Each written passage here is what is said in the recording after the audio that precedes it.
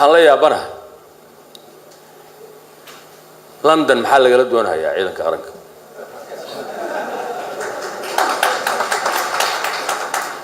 maxaa laga doonay Nairobi dadka tagay waxa la leeyahay waa Soomaali gobolay ka yimaadeen la taliyaha madaxweynaha oo arrimaha amniga na waa ku jiray ma meel lagu shiraa laga waayo xamar ya mise Kismaayo laga waayo mise Baydhabo laga waayo mise Garowe laga waayo mise waxa laga waayo mise Mareeb iyo Jowhar iyo Beledweyne iyo wax la yaab loo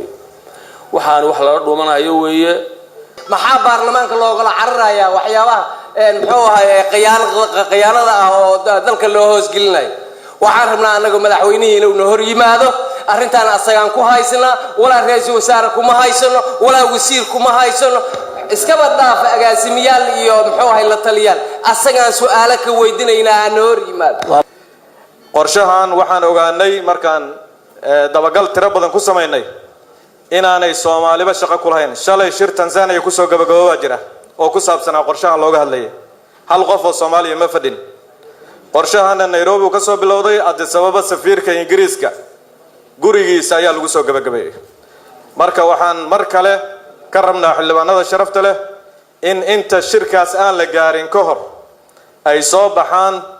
wax wasaaradda difaacu initiative-keeda iyo hormuud ay ka tahay iyadoo arrinkan aanan la cadayn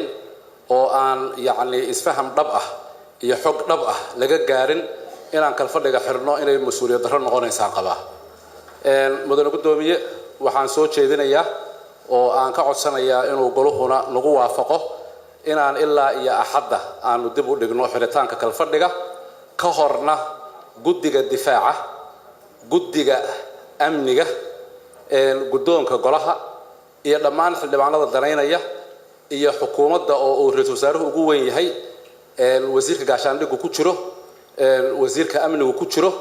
aanu fadhi ka galno